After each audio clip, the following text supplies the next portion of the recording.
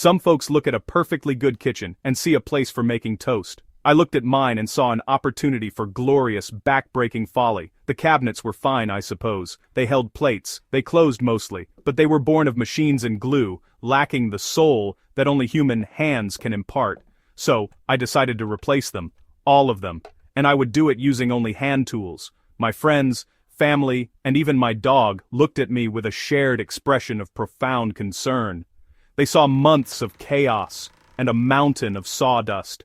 I saw a noble challenge, a chance to connect with the wood in a way that a screaming router simply cannot allow. It was an audacious plan, perhaps a foolish one, but it was mine.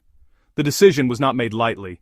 It was forged in the quiet moments of contemplating what it means to truly build something. Power tools are incredible. They are fast, they are precise, and they can make a woodworker astonishingly productive. Yet, they create a barrier, a loud, vibrating, dust-belching barrier between you and the material. I wanted to feel the grain fight back against my plane. I wanted to hear the whisper of a sharp chisel slicing through end grain. This project was about more than just new cabinets. It was a pilgrimage. It was a deliberate turning away from the hum of modern efficiency and a turning toward the quiet, rhythmic satisfaction of honest labor. The goal was not just to build furniture, but to build a deeper relationship with the craft itself. In our world of instant gratification, the idea of spending hundreds of hours on a task a machine could do in a fraction of the time seems absurd. We want our coffee now, our information instantly, and our furniture delivered tomorrow. This project was my rebellion against that very notion. It was an embrace of the slow, the deliberate, and the methodical. Each board would be flattened by hand, each joint cut with a saw and chisel, and each surface smoothed with sweat and a finely tuned hand plane. This wasn't about saving money or showing off. It was about the journey. It was about proving to myself that with patience and a few good tools, a person could still create something beautiful and lasting. The romance of the idea, however, quickly met the cold, hard reality of the lumberyard. Staring at a towering stack of rough-sawn maple, the true scale of my undertaking began to sink in. These were not the dimensioned, squared-up boards from a big-box store. These were raw, twisted, and unapologetically wild planks, each with its own personality and its own set of problems. Transforming this raw material into precise, functional cabinetry would require more than just elbow grease. It would demand a conversation with each piece of wood. It would mean reading the grain, anticipating its movement, and working with its nature, not against it. The pilgrimage had officially begun, and the first steps were heavy. Before a single shaving could be made, I had to assemble my orchestra of steel and wood. My arsenal was simple but effective, a trusty jack plane for the initial grunt work of flattening the rough boards, followed by a finely set smoothing plane for that glass-like finish. A sturdy tenon saw and a delicate dovetail saw would handle the joinery, their sharp teeth eager to bite into the maple. A set of well-honed chisels, a reliable marking gauge, and a good square were essential for accuracy. There was no laser guide, no digital fence. My only guides were the lines I scribed myself and the muscle memory built over years of practice. Selecting these tools felt like choosing companions for a long, arduous journey. Each one had a purpose, a history, and a feel in the hand that a plastic-clad power tool could never replicate. The first task was turning those wild, rough planks into something usable, a process called milling. With a power joiner and planer, this is a loud but swift affair. With hand tools, it is a full-body workout and a lesson in humility. I would start with the jack plane, its blade set for a thick cut, hogging off the high spots and twists. Sweat poured. My back and shoulders screamed in protest. The rhythmic of the plane was punctuated by my own grunts and the occasional curse as I hit a patch of stubborn, figured grain. It was a battle of wills, man against maple. Slowly, painstakingly, a flat, true surface would emerge from the rough chaos, a small victory that felt monumental.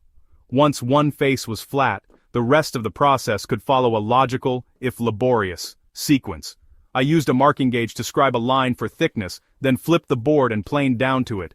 This was a delicate dance, requiring consistent strokes and constant checking with a straight edge to avoid creating a taper. It demanded focus. My mind couldn't wander to unpaid bills or what was for dinner.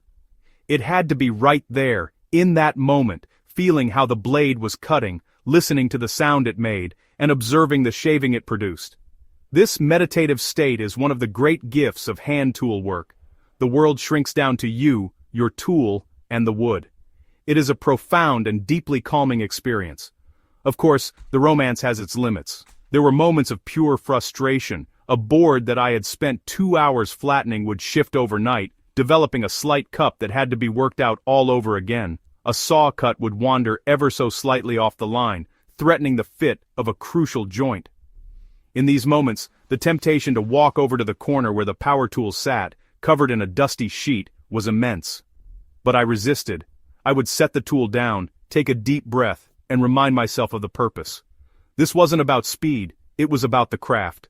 I sharpened a plane blade, had a sip of water, and got back to work, my resolve hardened by the struggle. With a stock of flat square boards ready, the real artistry could begin, cutting the joinery. For the cabinet carcasses and face frames, I chose the time-honored mortise and tenon joint. This is where precision is paramount. The mortise, a square hole, must be chopped cleanly with a chisel and mallet. The tenon, the tongue that fits into it, must be sawn with exacting accuracy. There is no undo button. My workshop filled with the steady of the mallet, a percussive beat in my woodworking symphony. Each blow drove the chisel deeper, removing small chips of maple until a perfect recess was formed. This was not brute force. It was controlled, focused energy, guided by a steady hand and a sharp eye. For the drawers, there was only one choice: the mighty dovetail. No joint announces handcrafted with more authority or elegance. The layout requires careful marking, a series of angled lines that look like a puzzle. Cutting them involves a delicate dance between the saw and the chisel.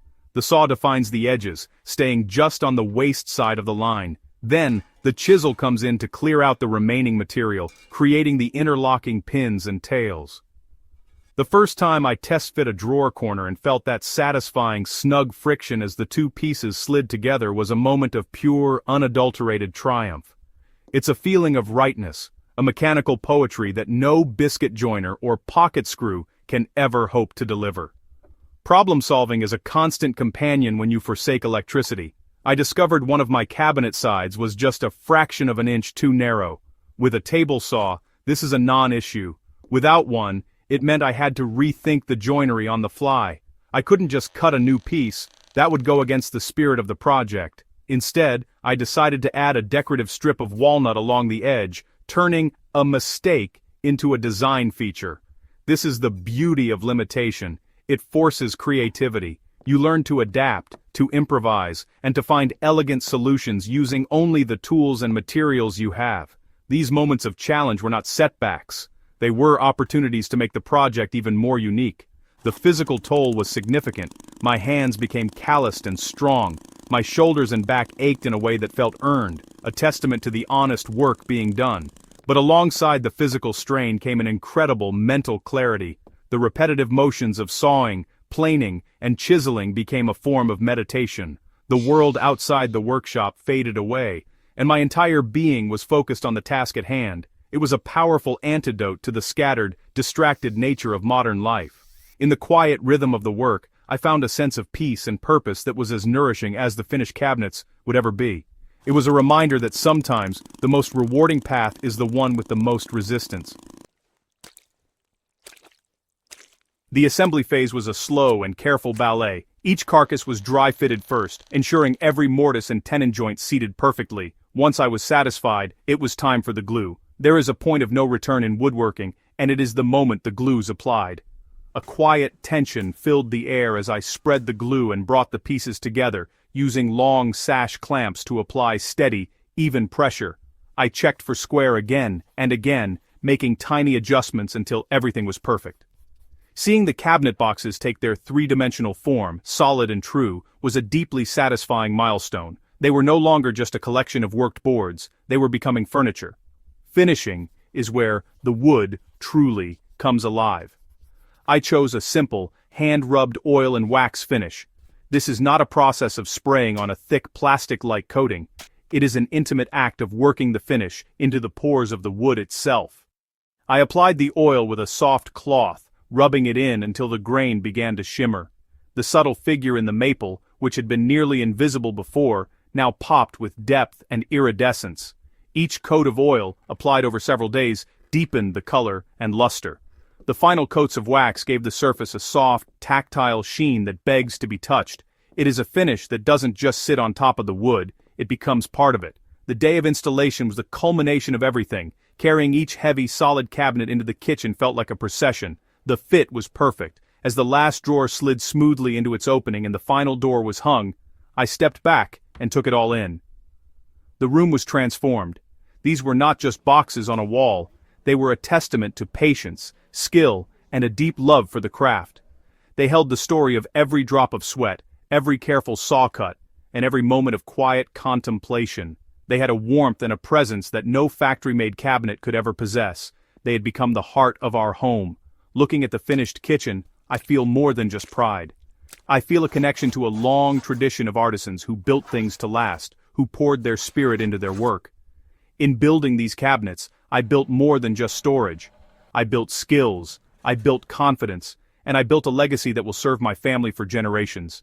I encourage you to find your own project. Start small. Buy a decent old hand plane and learn to sharpen it. Try cutting a simple joint. Don't be afraid to fail. The rewards are not just in the finished product, but in the quiet, honest, and deeply human act of making something beautiful with your own two hands.